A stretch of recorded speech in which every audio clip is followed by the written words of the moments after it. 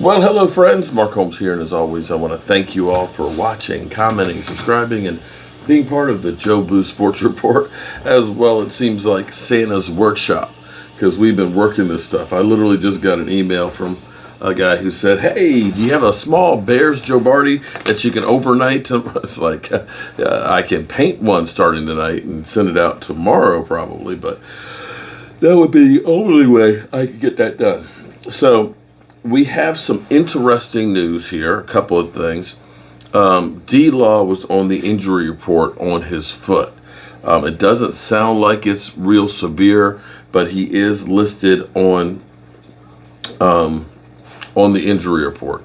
Hopefully just a little minor hiccup, a little issue and stuff, just a little tweak and things, and that he'll be fine. Dak was asked if he is fully healthy, and he says he's 100%, that there's no issues. I mean, let's be clear here. Are you going to say, man, my leg is jacked up or my ankle is trash? Or you're not going to say that. You're never going to say that because, one, you don't want guys to know, the opposition, that if you do have an injury, what to go for. You know, they go for that gator roll and stuff in there, or try and give you a little extra, shot there if you got a sore rib and things. You don't put that out there if you're not. And Dak is not going to go ahead and go out there and say, oh, the poor performance is because I'm injured. Dak's going to take responsibility of it and say, you know what, I got to make better decisions. You almost wonder, though, here's an interesting take on this. And, and this is because I was doing a live stream and somebody asked, who's a better quarterback, Dak Prescott or Tony Romo? And I said, well, it's really too early to tell, because I said, you need to look at the careers in totality, and so on.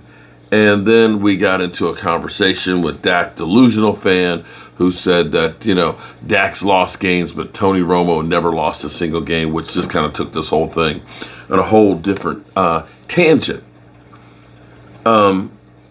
But there's a lot of parallels to Tony Romo and Dak Prescott.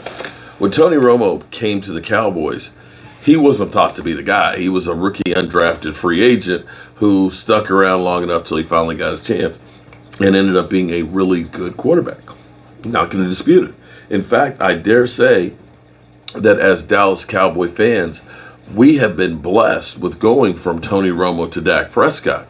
I know some of you won't think that, but when you look around the league at some of these quarterbacks that are out here and the situations that teams have had, you think about Denver since Peyton Manning, and even before getting Peyton Manning, what they've been trying to do to find a quarterback and still don't have one. Now, granted, they did get Peyton Manning enough that they got to 2 Super Bowls, winning 1, but since that time, it's been a desert.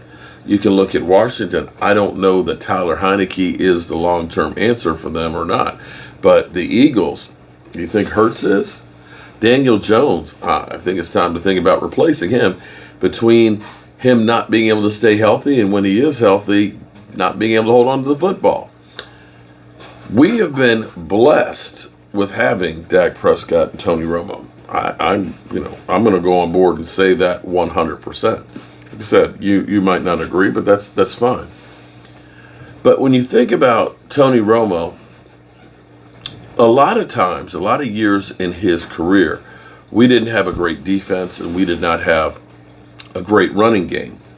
And it was by hook or by crook, we were going to win or lose by Tony Romo. We ended up winning some great games. We ended up having some times where it was too much pressure to succeed, that if we did not get into the end zone with Tony Romo, we weren't scoring. And that put a whole lot more pressure on him that ended up leading to mistakes. And lately, having missed, Amari Cooper and CeeDee Lamb. Sorry, it's been a long day. Got up extra early to get these racks and stuff done and things. Missing CeeDee Lamb and Amari Cooper and guys, and Zeke Elliott in the running game suffering, it's put more pressure on the quarterback. And so you wonder if he's trying to force things that maybe he shouldn't. You follow me on that? Who knows? But that's just Just an observation here. One other interesting thing here is, and I know Cowboy fans will be like, "You got to be kidding me." Anthony Brown was asked about being considered for Pro Bowl. Yeah, Anthony Brown is being considered for being in the Pro Bowl. Let me say that one more time. Anthony Brown is being considered at being a Pro Bowler. He said, if you look at the numbers and look at my body of work, he's like, I'm right there with everybody else. So I asked you guys right there how you feel on that, because on a weekly basis, I hear Cowboy fans talking about how he's trash, he's a bum, replace him, anybody but him. It's kind of funny. But I was listening to Acho and Speak for Yourself and Marcellus Wiley, and they were basically saying exactly what I said this morning on my morning video. Wiley was saying the Dallas Cowboys, even with the slump, have the second highest scoring offense in football. On top of that, the second most yards in football. I don't know how you accomplish that if your offensive coordinator is garbage and your quarterback stinks. And your running back, as a lot of people will say, needs to be replaced and is overpaid. How does that happen? Please let me know. All right, y'all. We got to get back up in here. Get started painting, I guess, a Bears Joe Barty. And we'll be live streaming the game tonight.